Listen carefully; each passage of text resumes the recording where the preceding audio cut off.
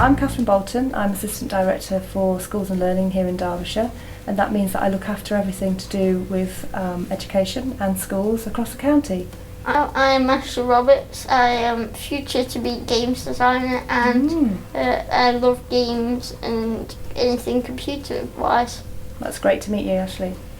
What is an EHCP? Well, an Education, Health and Care Plan is an official document that makes sure that things are done properly for children and young people that are in need of some help with their education or their care or their health. It replaces a document called a Statement of Special Educational Needs by putting the young person and the family at the centre of all of the planning. How is an EHCP done? Well, it's done by talking to children and young people and their families, by finding out what they like, what they enjoy, and what they hope to do for themselves, both now and also in the future. It's also done by talking to professionals and those that are involved with the young person to look to see what they need in order to be able to learn, in order to be able to be well, and in order to be able to go and do the things that they like to do with their friends. So what is a personal budget? Well, a personal budget is just one way of being able to deliver those outcomes that have been identified in the EHCP. I have a personal budget, and All right. and this is the person-centred booklet that I made. Brilliant, that looks great. Is it all right if you share it with me? Is that okay if I have a little look? I'll just come a bit closer and we have a little look. What I can see is you've got your one-page profile, which tells me quite a lot about you. We can see all the things that make you great, the things that people like and admire about you, and also what makes you happy. What are some of those things? Games designing, watching videos, and playing on PC and PlayStation and Xbox. Which matches some of the things you've told me before, and it tells me how you want to be supported. And then we've got all of the people that are involved in supporting you, all the people that are in your plan, and we've also got all the people that are really important to you. So tell me about some of these people. My younger brother Sam, my older sister Laura, my stepdad Rob, and my mum, my dad, and my little baby brother Michael. He looks great. Looks like great fun. Cheeky but fun. And who's cheekier, you or him? Depends on the situation. I see. I bet it's fun in your household. Yes. Lots of laughter. Yeah. Yeah, can imagine.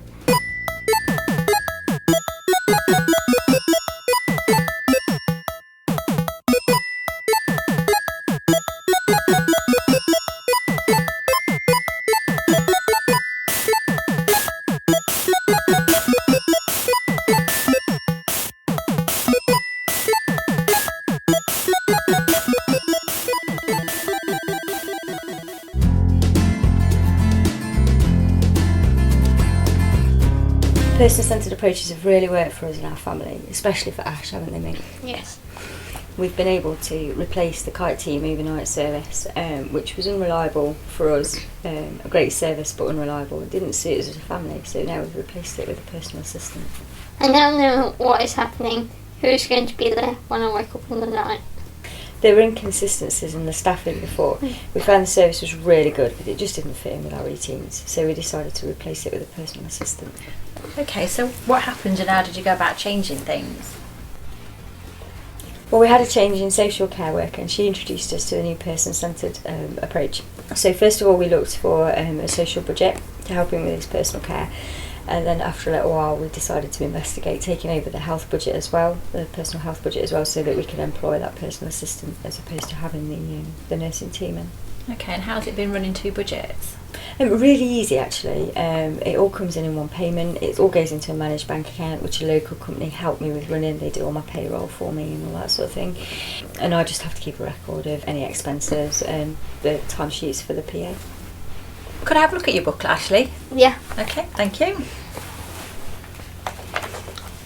Okay, so this is really clear. It's all about you, the important people in your life, your family.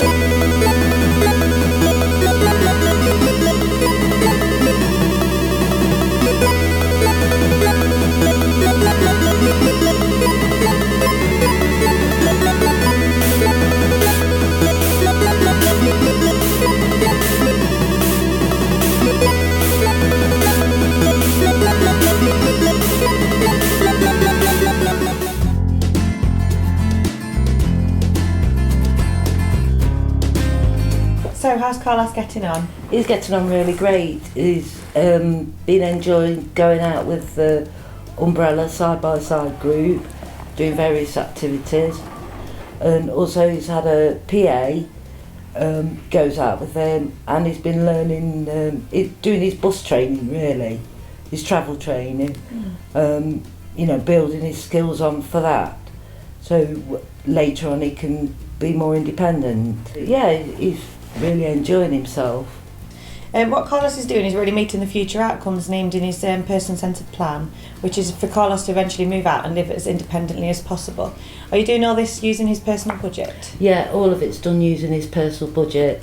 Sometimes we have to put a little bit towards £10 or £20, but most of the money comes through his personal budget.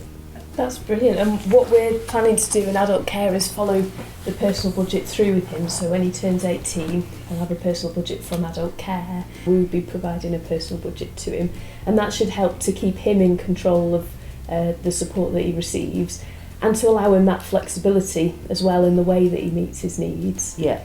You were saying that the plan is for him to go to college 3 days a week, and for the rest of his time to really be about increasing his opportunities to access the wider community and increase his confidence. We're also going to be looking at trying to work on the outcomes that you've already identified in the education healthcare plan. Yeah. Specifically around his independent living skills, because that's his long-term goal. So looking at travel training, opportunities to manage his money himself and to plan his time as well. Yeah. So all of that should follow him through into adult care. That's really good, because it means right from the start we know that whatever plans we make are going to continue on further down the line. So it makes things a lot easier. The one thing I've heard is that people can access an educational personal budget through outcomes in the education, health and care plan. Do you know anyone that's done this? Not through part of the education healthcare plan, but I do know somebody that brought education into their planned outcomes. In fact, I think your social worker Stacey is talking about it on TV right now. Would you mind if we had a quick look at it? No, go ahead. I'd like to tell you about a young man called Lee Shaw. I got to know Lee as part of my work as service manager within the Disabled Children's Service. Life changed for Lee when he was 7 years old. Lee's now 15. He lives with his mum, his identical twin brother Aaron, his 3 dogs and his 2 cats. Lee has got a brilliant sense of humour and he's great fun to be around. As a result of contracting meningitis, Lee had lots of operations. He lost both his legs and both his lower arms, one above the elbow and one below the elbow. But Lee is a fighter and his sense of humour got him through. When Lee left junior school and moved to secondary school, he got on really well with his mates but really struggled with the expectations put on him. Jane, can you tell us how you knew that Lee was struggling in school and what was done to help him? Yeah, Lee was really well loved by his friends at school and was often the one causing all the laughter in class. However, this was usually at the wrong time and wrong place basically. And he started to receive detentions and all the teachers started to see him as being slightly rebellious. This, in effect, didn't do very much for his self-esteem issues, and he just started to have problems basically. Can you tell us what happened? School worked really hard to try and turn things around for Lee, but what really helped was the personal budgets from the social worker from social care. We put together a person-centred approach and identified the outcomes of what could help Lee. So what were the outcomes? Lee needed to be able to access and participate in sporting or adventure activities with the help of a personal assistant in order to build his self-esteem, and Lee is to undertake the Duke of Edinburgh Award with his PA. So how did the personal budgets meet the outcomes, Jane? Well, with the amount of money established, we accessed a personal budget direct payment into a managed bank account for Lee, and we employed a PA called Anthony. Anthony was a teaching assistant at one of the special schools, and what he started to do was he started to take Lee to sailing at the local reservoir, and he started to do disability basketball. Anthony also was involved in the Duke of Edinburgh Award scheme. So did Anthony use his knowledge of the Duke of Edinburgh to help Lee? it wasn't that simple. Lee continued to have problems in school and was not able to do the award scheme in the evenings, but did have some free time in the week. So from social care, they put a case together. They then presented this at Lee's annual review at school with a request for school to invest in the time for Lee to be able to do his Bronze Duke of Edinburgh award. Great, so where are we with it all now then? School were absolutely brilliant in giving Lee the time to go and do this award. He's now nearly achieved his bronze. So this is a really good case where social care provided a personal budget and school released the time for Lee to be able to participate in the Duke of Edinburgh. Yeah, I was really proud of Liz. What he's recently just done is 8-mile wheelchair run, and he raised a lot of money for the RSPCA, as he wanted to give something back to people, because people have been so supportive and given so much to him. Person-centred reviewing is really important to identify new outcomes. It's also really important that everyone there has their say, and most importantly for the child to have their say and have their wishes and feelings explored. We're going to have a video link up now with Sue, whose son Matthew has a personal budget. So Sue, can you tell us some of Matthew's outcome as part of his personal budget? Oh, hi Stacey. Yeah, we set up a personal budget for Matthew a couple of years ago. This is really because of his increasing weight gain and his reluctance to do any activities in home and also at school. We employed this really brilliant PA who took him bike riding, swimming and to the gym on a fortnightly basis. Not only did these activities also improve his health and fitness, but broadened his horizons outside the family home, helped him achieve new experiences and activities, and also got him used to using money outside of the home and getting used to really communicating with very new and really unfamiliar people. All these objectives were initially agreed as Matthew's outcomes, and all were really successfully achieved. Sue, is Matthew there with you? Yes, he is. Would you like to speak to him? Hi Matthew, how are you doing? Can you just tell me what job you'd like to do when you leave school? Hello Stacey. I'd like to have a job as a 00 agent like James Bond. I like wearing suits all the time. I like to see him wearing a captain's uniform and the army uniform. Thanks for sharing that with us, Matthew. It was then at one of Matthew's annual statements and social care reviews that it became very apparent Matthew's desire to work as an adult, but only in a role where he could wear a smart suit. Matthew's only ever worn a full smart suit since he was 8, and as he's getting older and becoming closer to his dream of becoming a man, his obsession with suits has also been linked to his obsession with becoming a man and going to work. By the time we got to this review, Matthew had already created a list of over 84 jobs he wanted to do, ranging from a train porter to chief of police. It became very obvious that we needed to manage his expectations, but also help him fulfil his dreams and goals of what he wanted to do with his life. Matthew's personal budget then became a very perfect way to help Matthew achieve this. So Sue, I understand that you're an advocate for person-centred reviewing. Oh, definitely. I mean, over the last 4 years we've always completed person-centred reviews, not only for Matthew but also for his younger autistic brother Ethan, who's now 10, who's heavily supported by the MAP team over in Etwall. At each person-centred review, whiteboard sheets are actually placed around the meeting room. Every person attending the meeting signs one of the sheets in a different coloured pen and then uses that pen to write comments on all the other sheets around the room.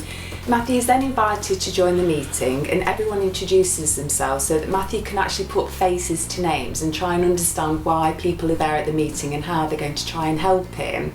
Matthew then completes his own presentation with the help of his teacher, and it's actually through this that we can start identifying and understanding his likes and dislikes, and also really what's important to him now and also in the future. By the end of the review, it becomes very clear and easy to create an action plan for Matthew over the next 12 months, because every professional and every family member specifically involved with Matthew is involved in the meeting. We've all heard, discussed and agreed the same information, and as a result we're all singing to the same hymn sheet when working individually with Matthew on our own terms. Support and intervention with Matthew remains consistent, and that's why Matthew's outcomes always remain successful.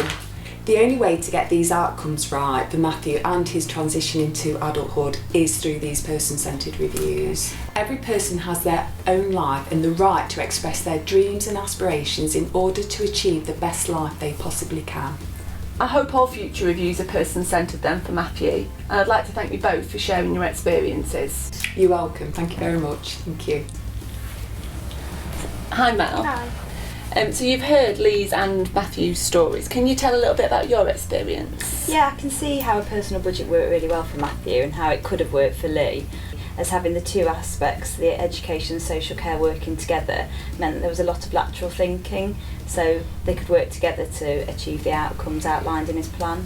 But as a SENCO in a mainstream school, I do find it difficult to understand how personal budgets would work for the children that I support. And why is that? What would happen if a family have a personal education budget, but they and school can't agree as to how to use it? Well, according to the education guidance on this issue, how a personal budget is used to meet support needs and outcomes and how it be managed is part of both the drawing up of an education, health and care plan and the reviewing of it. An education personal budget can't be accessed unless either the principal of the school or the head of the school agrees with it.